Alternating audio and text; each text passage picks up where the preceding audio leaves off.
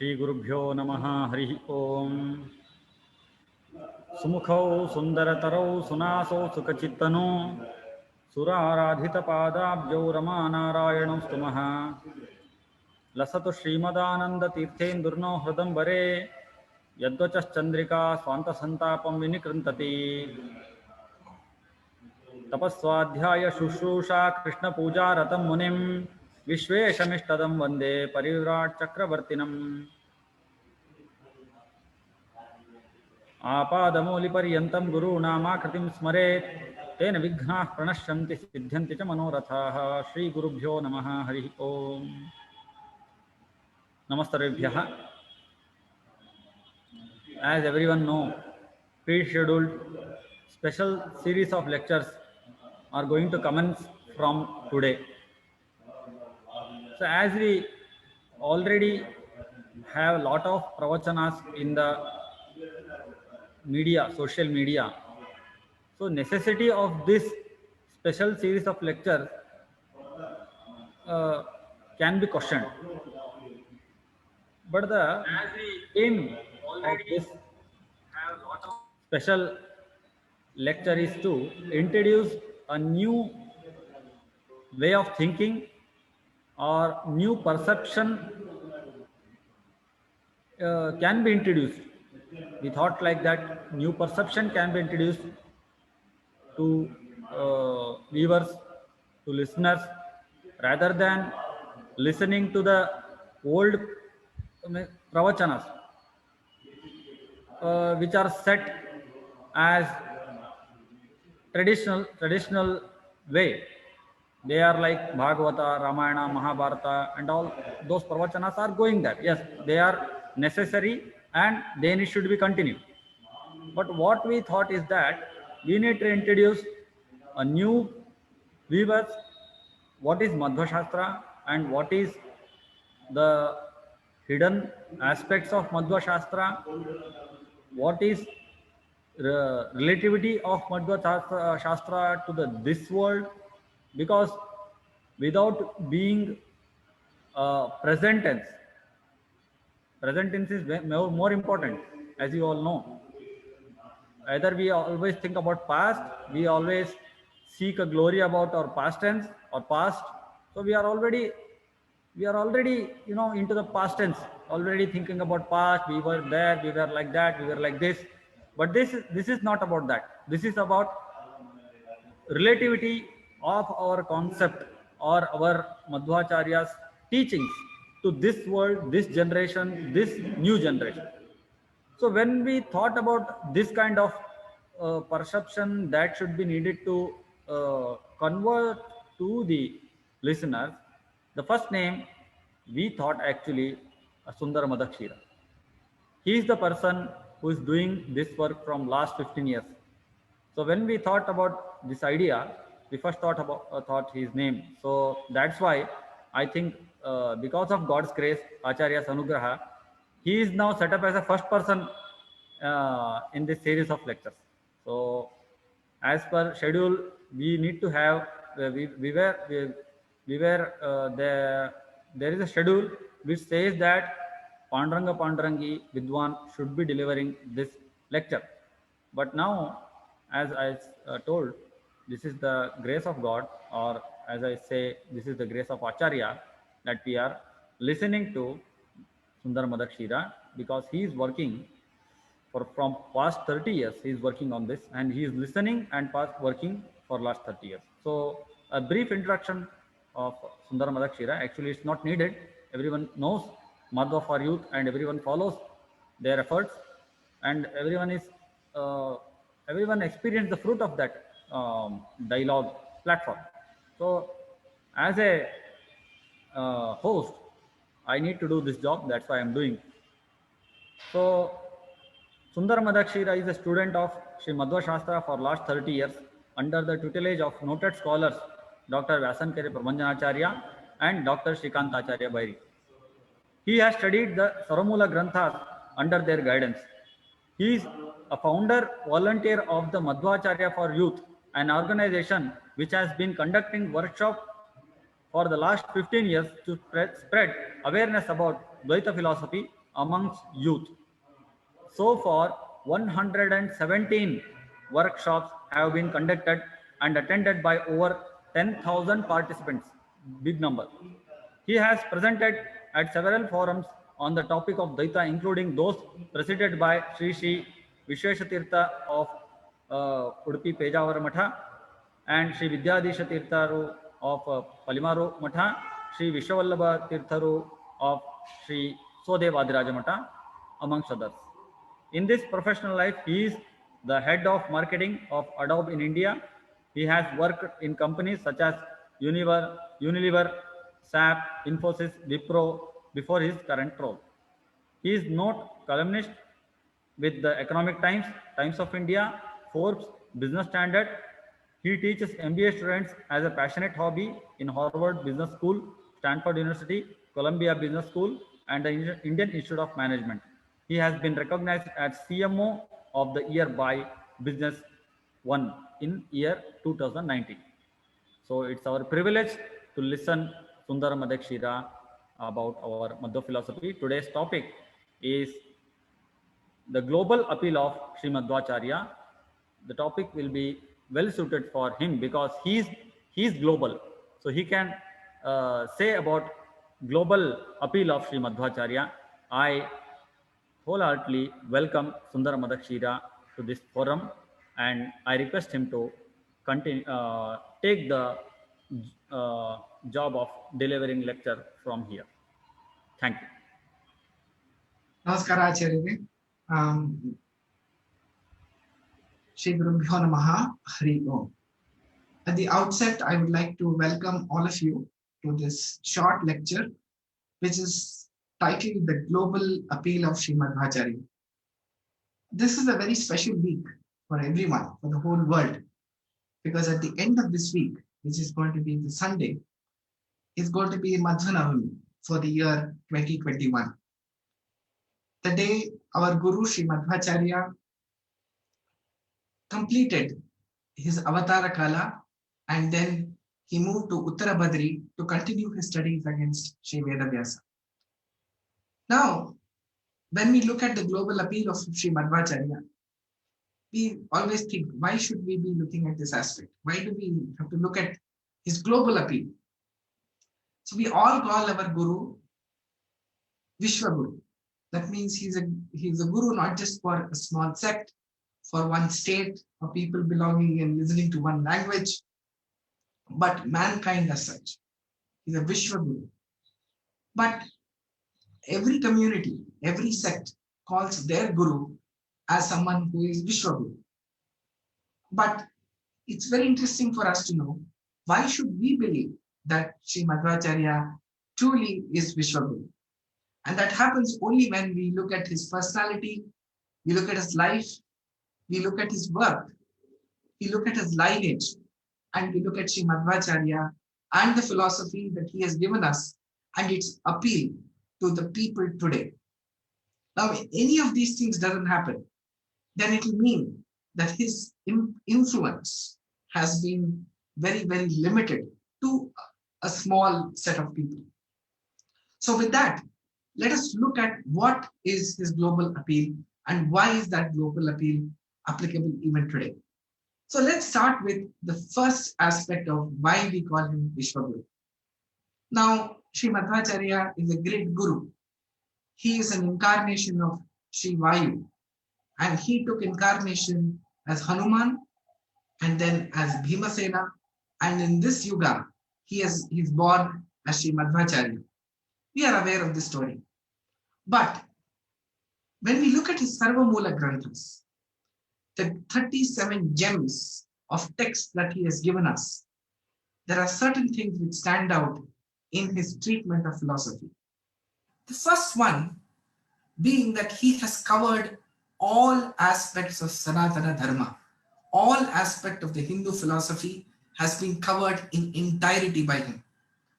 So, starting from the Brahma Sutras, to the Vedas, to the Upanishad, to the Puranas and the Itihasa, to Stotra Prapancha, to Achara Grantha, that means something which teaches us about our conduct and the different activities and rituals that we need to perform, to addressing the doubts and clarifying them about several other forms of schools or philosophies and why one should be following one versus the other. The entire gamut has been covered beautifully by Madhvacharya. Again, something which is a rarity. Now, one can look around and say, aren't the other teachers and their gurus also doing? Some of them have, very few of them have. But those texts which they have written, the commentaries that they have written, have got contradicted during their own lifetime. So Madhvacharya's treatment of the philosophy is not just complete by just ticking all the boxes in terms of saying, okay, something has been done in that area, but his argumentation has been the most convincing amongst all the forms of philosophy. Now, this is not a small achievement. To be able to touch upon virtually every aspect of the Sanatana Dharma or the philosophy means that every aspect has been, of course, covered, but every aspect has been seen and judged by different perspectives. Now, it is very, very evident if one reads his Sarvamula Granthas that he has done complete justice to every aspect of philosophy. Look, just by looking at his way, he is able to cross-references different texts. One comes to the conclusion that he is indeed the Vishwaguru.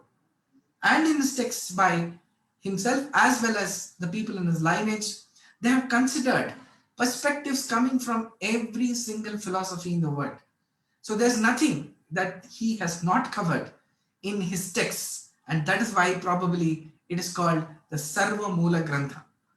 The other reason they are also called Sarva Mula Grantha, which brings us to the second aspect of why there is a global appeal, is that his argumentation, his style of presentation is through analysis, is through logic, is to establishing a certain system of proof, what is called as epistemology, which is nothing but his Pramana Lakshana, which has been elaborated by his disciple Sri Jaitirtharu, called Pramana Paddhati. So he established a system of proof, and the whole body of knowledge is actually called Tattvavada. That means stating the facts as they were, without any distortion, without coloring, and without any kind of ornamentation. So Madhva philosophy is also called Tattvavada for that reason, that whatever he presented was like an open book, and it was always based on certain argumentation. Now the Sarvamula Granthas, if one goes through the structure of the Sarvamula Grantha, one will be absolutely clear that whatever he is referring and whatever he is using as way to fortify his argument are all based on the Sarva Mula, or based on the original texts, mainly the Vedas, the Upanishads, the Purana Granthas, and several others. So whatever we see, whatever he quotes as proof, is something that is there in the texts which are being accepted by everybody. So it is not a sectarian view. It is not a view of a few people, but it is something which every philosopher in the world has accepted it. So when we hear the great line in the Dasa Sahitya, which says Madhva Matave Matavu Sakala Shruti Sammatavu, it means that only the Madhva Mata, or the Mata, or the form of philosophy by Sri Madhvacharya is the true philosophy, mainly because it has got the fortification and the support of all the Vedas. That means it's the most consistent form of philosophy with all the texts of Sanatana Dharma. So if you look at the structure of the Sarvamula itself, you will realize that probably 50 to 60% of that is actually quotation from other texts which are considered to be the last words in philosophy. Now we talked about epistemology. His treatment of epistemology is probably the most unique, where he clearly establishes that if you want to accept something as proof, how will you use it? It will come to you as proof only if it follows this particular framework, and he goes on to elaborate that particular framework. Now, why is this important? It's very important. It is as important as the constitution of a country. It's like asking, why should a country have a constitution? Without a constitution, the country cannot form a certain set of laws and enforce it. So therefore, whatever he has set as the constitution is nothing but the Pramana Paddhati by his disciple Sri Jaitirtharu and Pramana Lakshana, which is a text written by himself. So therefore, what we see is that each aspect of philosophy is being treated, it has been debated, all aspects have been considered, and what he gives as a final verdict is emerging only after considering all the aspects and with all the logic that you can probably think of. Now, which brings us to the third aspect about why he is called Vishwaguru. When he was born in, as we know, in the Pajaka Kshetra, a small village which is about 13 kilometers away from the temple town of Udupi. Now, if you go back to history, that is the time when the philosophical movement in India was at its best, with Shankaracharya's philosophy having come about 200-300 years before that. Then Sri Madhwacharya and several other forms of philosophy were very, very active at the time of Sri Madhwacharya's birth. So in other words, he was born in an environment which actually had monoism, or what we call as Advaita, being talked about and being the prominent form of philosophy in, of course, different ways. It was sometimes treated as Jainism, sometimes it was called Buddhism, sometimes it was called Advaita, sometimes it was called Vishishtadvaita, and so on. At that time and at that place, Sri Madhwacharya was born. And virtually, since the time of his birth, he has faced a lot of hostility simply because he stands out today in the world of philosophy as someone who advocated for absolute dualism. Now, why do we use the word absolute dualism or Dvaita?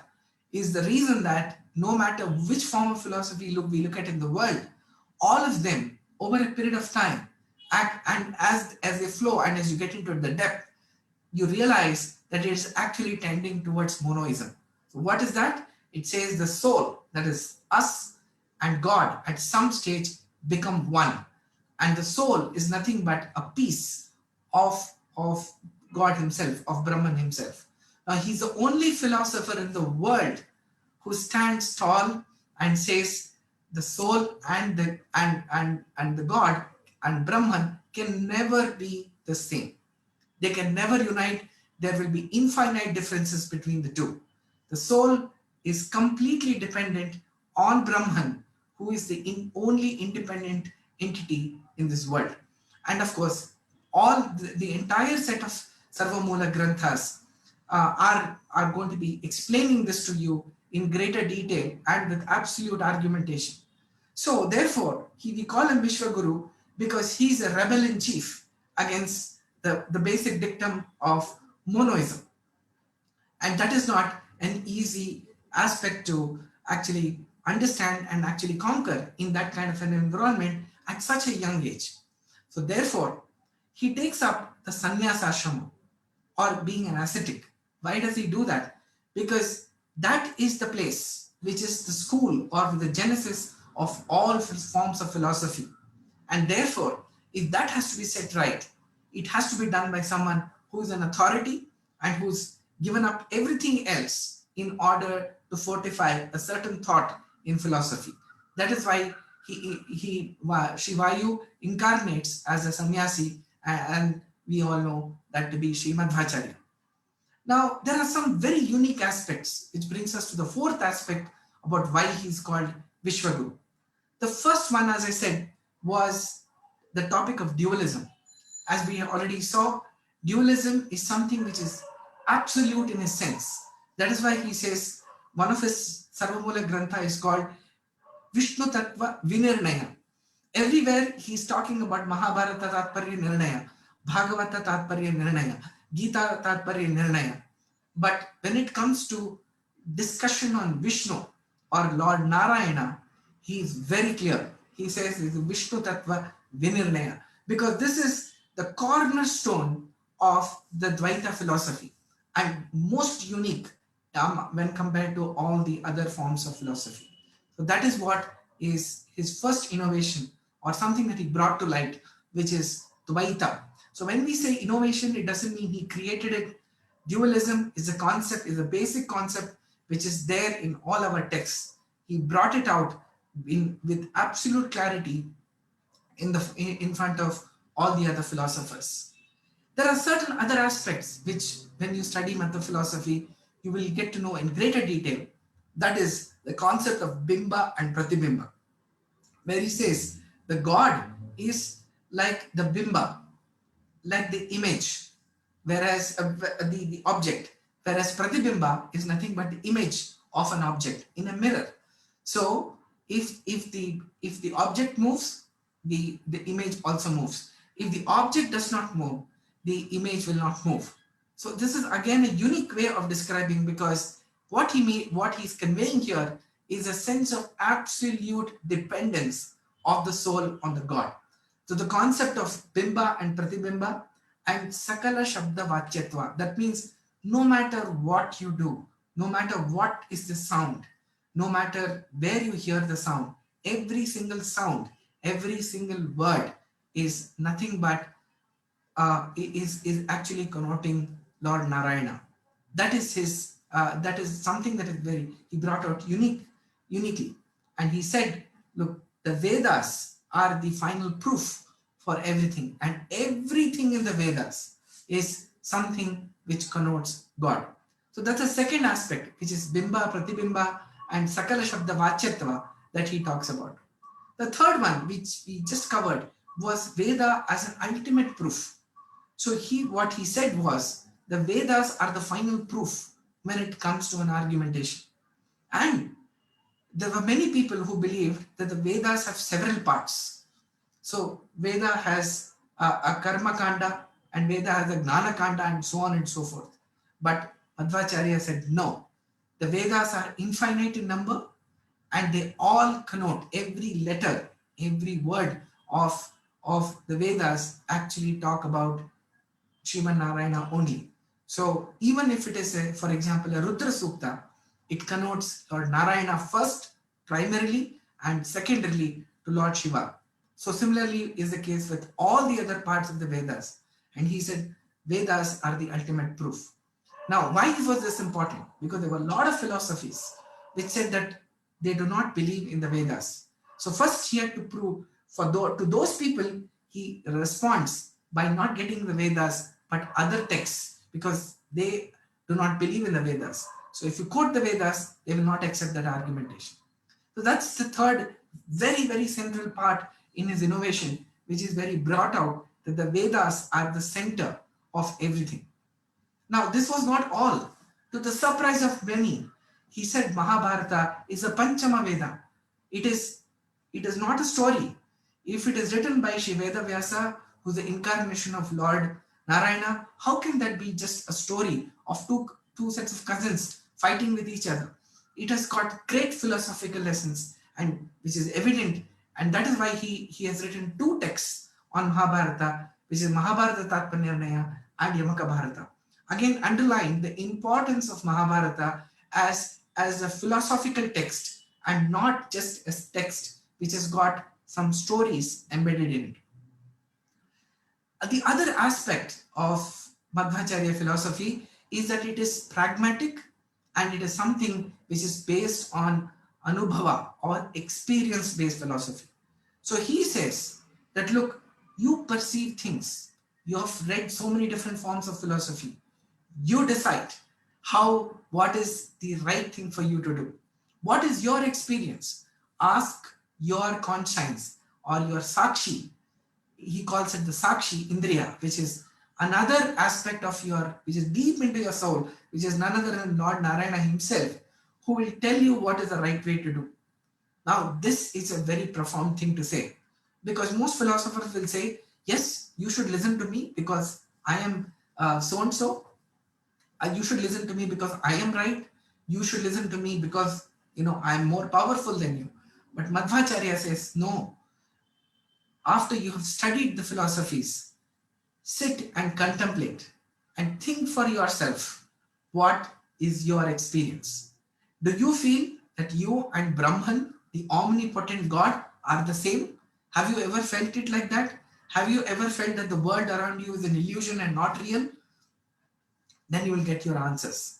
So he's got a very unique way of not only presenting things in an analytical manner, but also trusts his audience and his shishyas to think for themselves and make their own, come to their own conclusions. There is a lot of opportunity in our philosophical world to ask questions. And why am I saying this?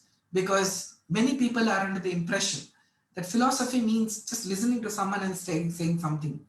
The answer is just the opposite. If you look at all the philosophical texts, whether it's the Ramayana, whether it's the Mahabharata, or for that matter, any other form of text, you will see that they all start with somebody asking someone else, a person, a guru, or a person at a higher level of learning, a certain set of questions. And the whole text is nothing but a series of answers and follow questions, again followed by answers, for the entire flow of the text. So therefore, our whole form of philosophy is based on a very strong form of question and answers.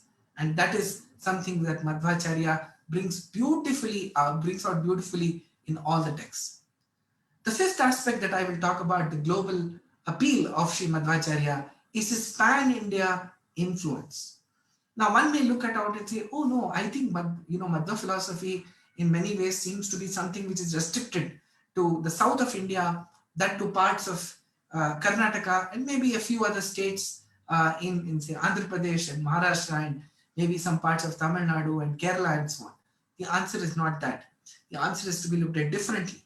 If you look at the whole Bhakti movement in India, which started apparently in the 5th century, had a lot of people who have made great contributions to the Bhakti movement. But when Madhvacharya came in the 12th century, and from then on, if you see the emergence of Vaishnavism and the emergence of Bhakti, you will see the impact Madhvacharya has had on the philosophical world in this country. So you can start from Guru Nanak to Tukaram to Tulsidas to Chaitanya Mahaprabhu to Annamacharya in Andhra Pradesh and so on, not to mention Madhvacharya's own lineage, which came all the way from the 12th century till today. All of them have had the influence of Sri Madhvacharya. That is the cult of bhakti that started from Madhvacharya. And where did this start? He starts with a beautiful explanation of what bhakti is and what devotion is. So one of the other aspects of Madhvacharya's philosophy is he has got very, very accurate definitions of words that we use rather loosely in our day-to-day life, but he defines it beautifully. So you can see the impact today that from Jammu Kashmir all the way up to Kanyakumari, you will see the Bhakti Pantha and the Vaishnavism spread throughout the country and many other parts of the world where Vaishnavism and Bhaktiism has spread to every aspect of the world.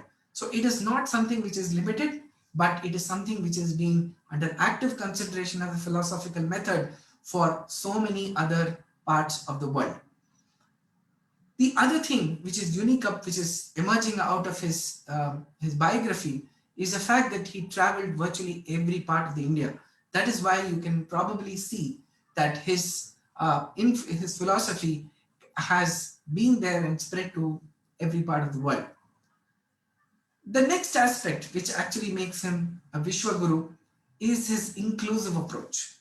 So if you look at the Sumadha Vijaya, which is his biography, he had students coming from all kinds of communities, spoke different languages, belonged to different social classes and castes, people who came from different religion. Even today, when you look at his lineage, Sri Raghavendra Swamiji and Vadirajaru and so many of the great gurus, they had following coming in from people belonging to other communities. Now, all this happened because he believed in this fundamental belief that everybody who believes in the basic tenets of Vaidism is welcome. And even if he doesn't believe, he is welcome to have a debate. But let that be coming out of a debate, out of a discussion, and a healthy way of understanding through logic rather than by coercion, rather than by lines which are dividing the society. So he believed that everybody in the society has an important role to play, and all of them should come together to build a great society which is serving the people who are in need, and also ensure that there is a spiritual environment in the society for everybody's happiness. So that's the next very unique aspect about inclusiveness. Now, just to finish another topic on inclusiveness, when Madhvacharya's lineage came in, we all know that the Haridasas or the Haridasa Sahitya made a very big impact. Now that is also a symbol of inclusion, because if Haridasas, when they were, when they were going around and living in the society and talking to other people and interacting, they realized that everybody does not probably understand Sanskrit as a language with all the depth. And there is a need for this to be, the Madhva philosophy to be expressed in another language, but with the same tenets and with the same rigor that Dvaita philosophy has. So this started not with Purandaradasa, but much earlier during Madhvacharya's time itself, when Sri Narahari Tirtharu, one of his disciples, direct disciples, composed Haridasa Sahitya, and which has of course been carried over and carried forward by many people. Even to this day, the Haridasa Sahitya is a very active movement where you see people from in every house participating in it by singing bhajans, by forming small groups and ensuring that the philosophy is carried forward through the songs of the great Dasa, Haridasas, and which is easily understood and is also very interesting to listen to because of its lovely musical ornamentation. When we go to the next aspect of what makes what makes Sri Madhvacharya have a global appeal, is his wonderful lineage. It's very rare to find a philosophical world which has got such stalwarts, such unique gurus like what we have in the Madhva philosophy. So the Ashtamatadipatis, or the 8 mutts that he founded in Udupi, or the other people, other mutts that he founded during his lifetime, and of course that has sort of continued later into having more number of mutts everywhere. All of them are very, very unique contributors to philosophy. Unique not just in the community of Madhva philosophy, but the entire philosophical community itself. So if you look at Jaitirtharu, he's called Tika Kritpadaru or Tika Rayaru. So that position, that post, if I may say, of someone who can write the commentary on the Bhashya is something which is unique, not just to Madhva philosophy, but every form of philosophy. So he's not Tika Kritpadaru only for Madhva philosophy, but he's a Tika Kritpadaru for the entire set of philosophical schools.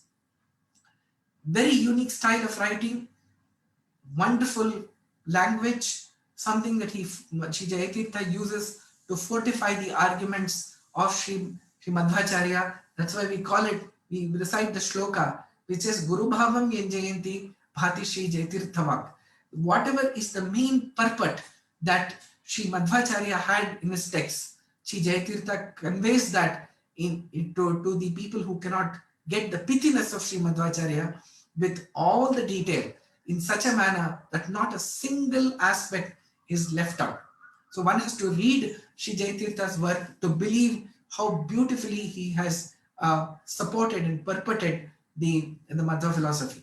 Similarly, Sri Vyasarajaru, Sri Vadarajaru, again a poet, philosopher, very difficult to see and very, very rare that philosophy has been expressed in the form of poetry and in the form of such an attractive language, with such superb presentation that it's unparalleled.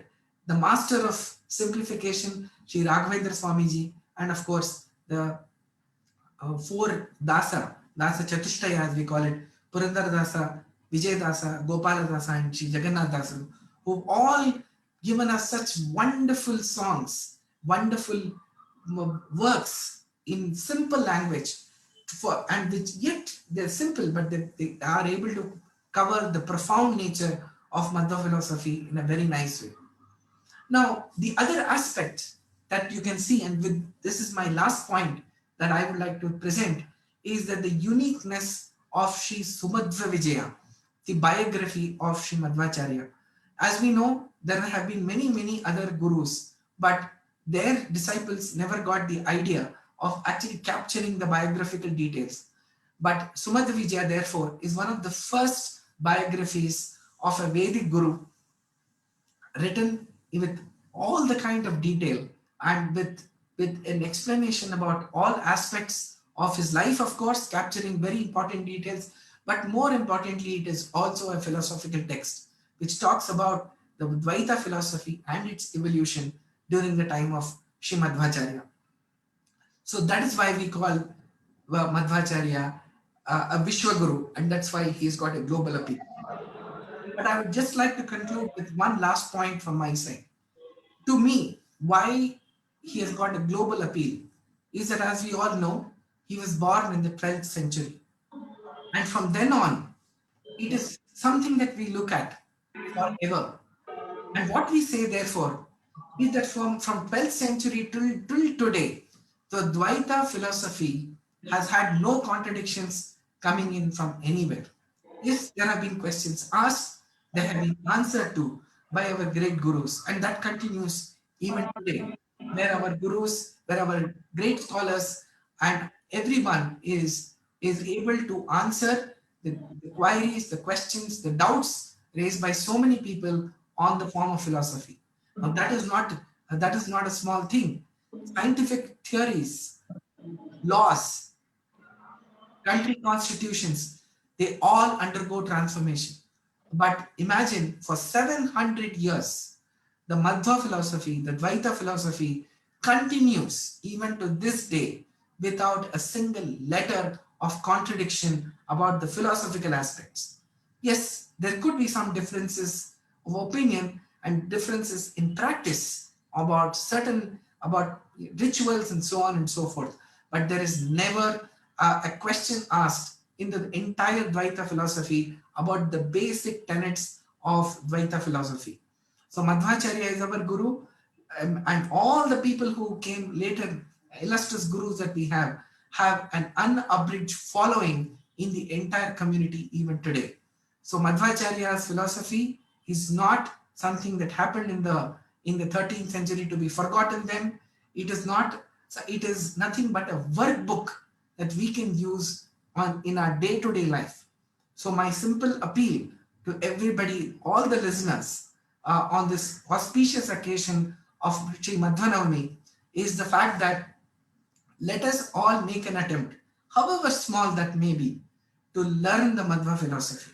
And then over a period of time, we will understand that yes, it is Madhvacharya is truly the Vishwaguru. And that is why there is a global appeal of Sri Madhvacharya. I am so thankful to the Purna Prajna Samshodhana Pratisthana Trust for giving me the opportunity to participate and share a few thoughts on why Sri Madhvacharya had the global appeal.